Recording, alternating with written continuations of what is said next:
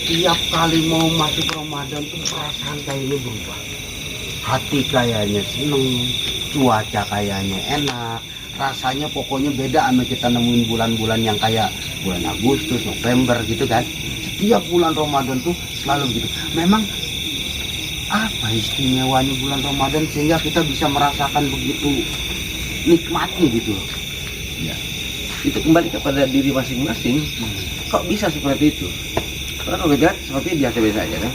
Tapi kenapa di Ramadan itu rasa gairah itu, rasa kayaknya bebas banget, beban di otak kita yang pernah tadi hilang di Ramadan ini. Nah itulah susah kita jabarkannya. Itu rahasia Allah semua. Hanya intinya itulah mungkin yang dikatakan kemuliaan di bulan Ramadan itu. Kayak sampean aja bisa merasakan berbeda tanpa disadari, betul kan? Iya, tanpa disadari. Itu dengan seperti itu. Kenapa? Yang namanya aturan Allah itu identik dengan ciptaannya. Makanya di situ salah kalau orang itu tidak mau mengikuti aturan Allah. Kenapa? Dia mempersulit dirinya sendiri. Kalau kita ikutin aturan Allah, akan selamat dunia dan selamat akhirat. Ini sebelumnya saya mohon maaf. Ya. Karena pertanyaan-pertanyaan saya ini sebenarnya kalau boleh dibilang nyeleneh ya. Pertanyaan yang seharusnya nggak perlu ditanya, saya tanya. Karena apa? Karena di hati saya masih penasaran. Iya. Jadi mumpung lagi ada yang bisa narasumber, makanya saya tanya hal-hal sepele yang sebenarnya tuh mungkin orang udah banyak tahu, tapi bagi saya belum tahu. Makanya saya masih mencari.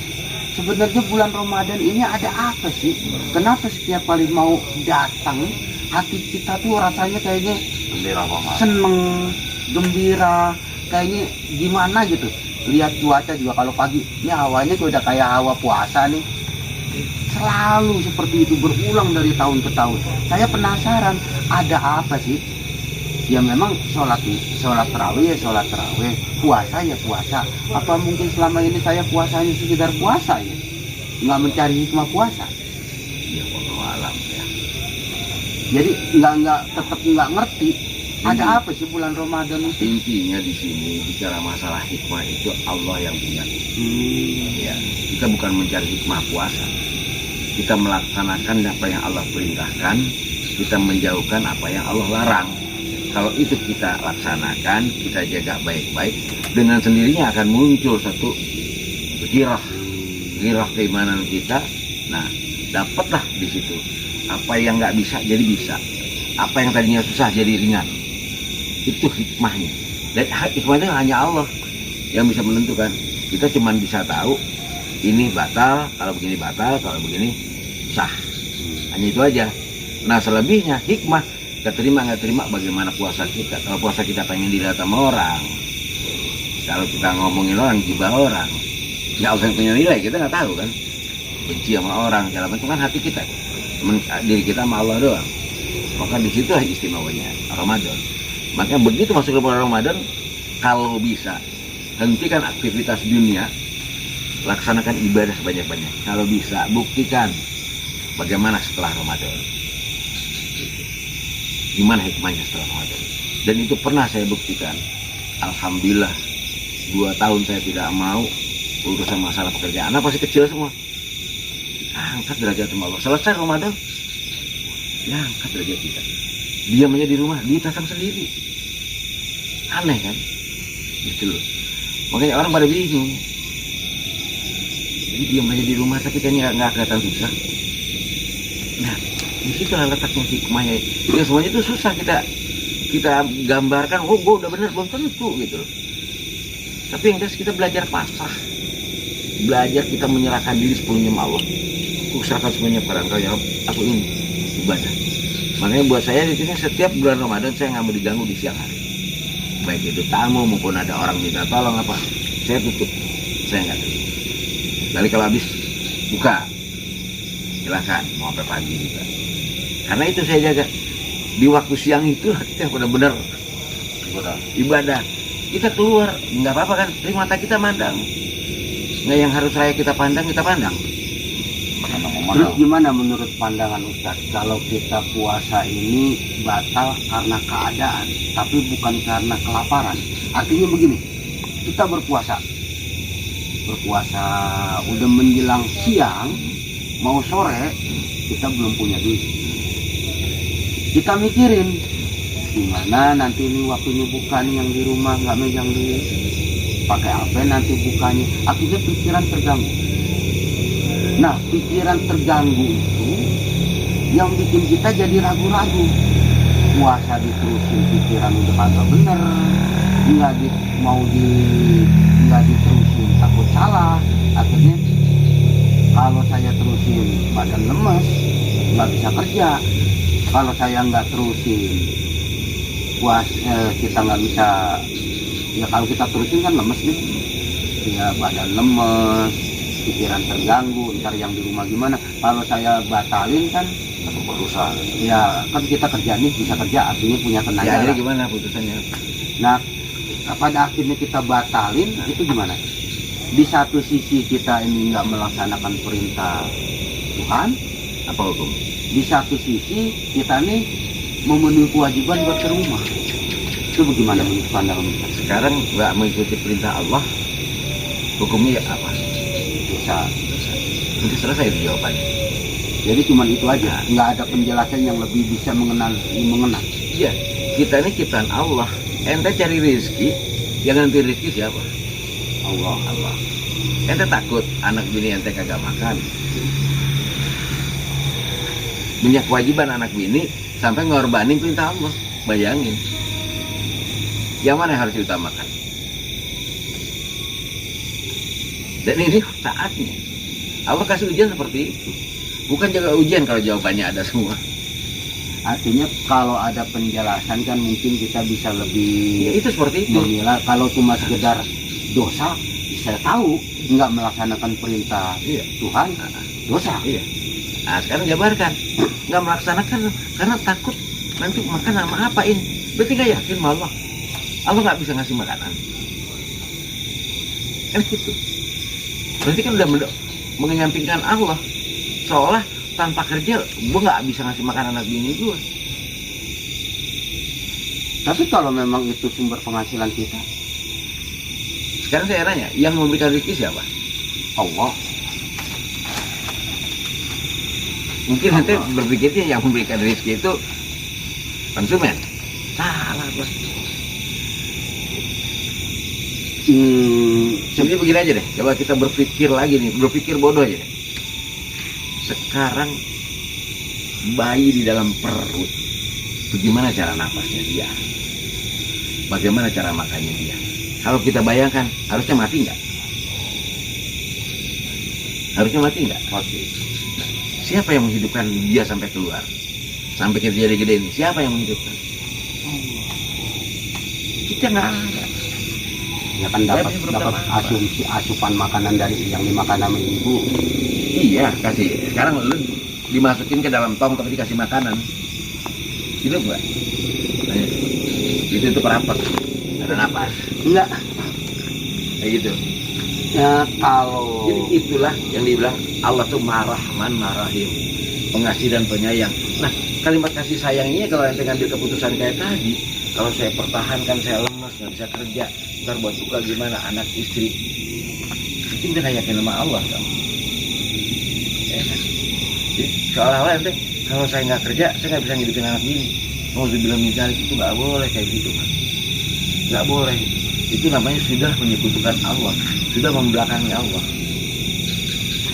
Ada lagi yang bisa memberikan rezeki kan selain dari Allah. terkadang begini kan, dalam satu pekerjaan itu, kalau saya terusin pekerjaannya, terusin puasa ini, saya tidak bisa menyelesaikan pekerjaan ini.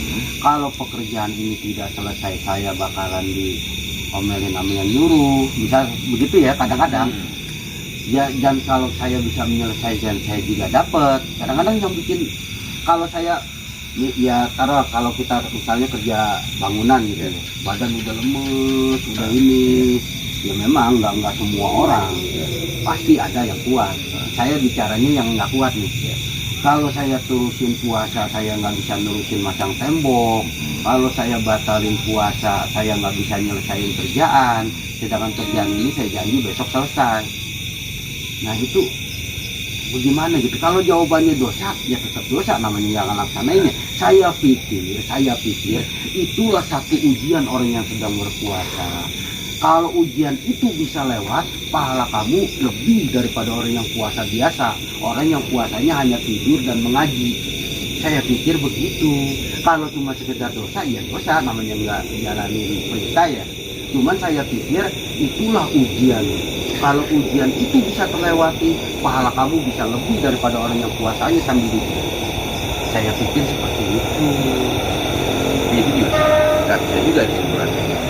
Orang yang puasa dia tidurnya ibadah. Iya, Baca Qur'annya ibadah. makanya saya pikir kalau penjabarannya hanya sekedar dosa, ya saya tahu. Ya, bukan tadi kan minta kejelasannya. Iya, Kejelasannya.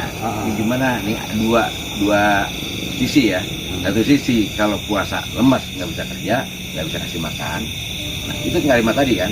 Makanya saya bilang pertanyaannya kalau dibatalin ya, perintah siapa? Perintah Allah. Kalau dibatalin dosa kan.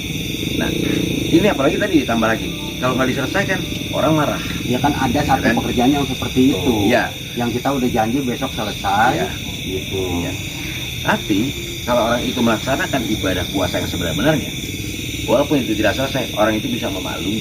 Kalau yang memaklumi. Kalau tidak memaklumi, tetap Allah akan menggerakkan hatinya orang itu. Kan dari sekian ribu juta orang kan pasti ada yang nggak memahami. Jangankan yang begitu, yang nyuruh orang jangan sholat aja ada, bos. Iya, makanya sekarang pilihannya mau taat janji kepada manusia atau mau taat kepada Allah yang atur. Dua aja sih, dua pilihan aja. Mau pilih dunia atau pilih akhirat. Begitu aja sih, simpel aja. Jadi begini saya nanya dulu Bang ya. Ya, Silakan. Masalah puasa ini kan tidur tadi ibadah ya. Kan ini sering terjadi. Mohon maaf ini bukan kita ngomong yang enggak ya kan. Kita posisi lagi puasa. ya. Nah pas kita lagi tidur, mohon maaf ini pas kita mimpi basah gimana itu hukumnya Bang? Enggak apa-apa. Ini sering terjadi. Enggak apa. Nah, Enggak apa-apa. Bangun, mandi junub, terus puasa. itu enggak batal. Enggak batal. Oh, itu kan saya kan ingin Yang batal itu kalau Ya. disengaja. Tapi kadang-kadang kan kalau orang udah begitu itu kan udah ragu-ragu seperti yang bilang tadi itu kan dilanjutin gimana gimana ini kan tanggung Banyak orang yang nggak ngerti. Ah. Puasa berdarah batal lu. Gitu. Kenapa? Mengukur yang berdarah itu kalau perempuan, head itu batal puasanya. Kalau berdarah tidak ya enggak.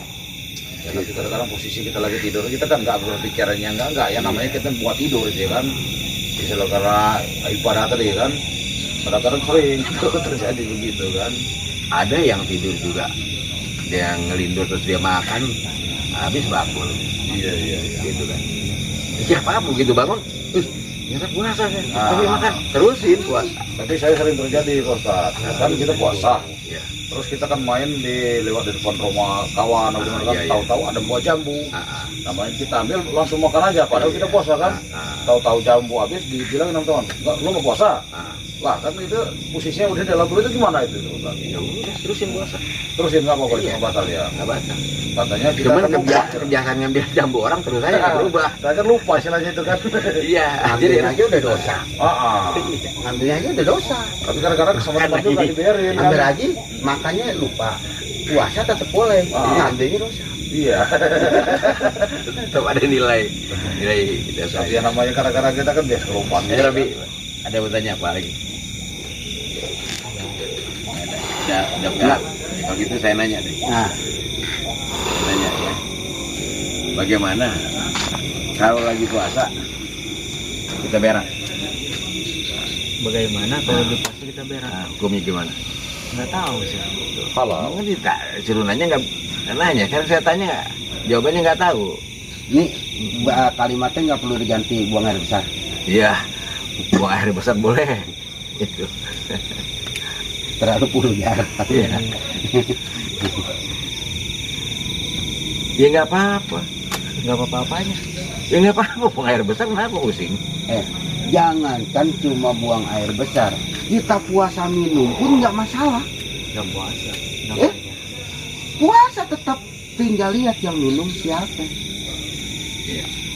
Kita puasa pun minum nggak masalah. Kan yang minum orang. Iya. Kita mau puasa. Puasa. Jangankan cuma buang air Buangnya keluar. besar. Lucunya di situ dia. Lucunya di situ. Lamanya keluar ujung-ujungnya itu. Jadi kalau hal-hal seperti itu sebenarnya bisa-bisa aja kita laksanain. Kita mau ngadain batal bersama pun boleh. Kita adakan di alkohol, musyawarah alkohol. Yang jadi imamnya Haji Murtad di kampung Cibeui. Nah, cocok itu. Tahu Musalah nggak kampung Cibeui? Nggak tahu saya. musalah alkohol. Kalau yang Ustadz yang mimpinnya Haji lebaran Murtad Haji Murtad. di kampung Cibeui. Kampung Cibeui. Heeh. Jadi dia tuh ya. Jadi kompak kampung Plongo. daerah Bolong. Idan. Kecamatan Idan. Dah. Yes, hidup. Oke, udah. Mungkin sementara obrolan kita gitu aja dulu. Pada netizen, kalau ada salah kata atau kekurangan, mohon di komen di konten kita ini. Karena kita ini memang lagi ngobrol-ngobrol aja, lagi belajar. Semoga ada manfaatnya buat kita semua dan buat apa namanya netizen di rumah. Sebelumnya saya ucapkan Assalamualaikum warahmatullahi wabarakatuh.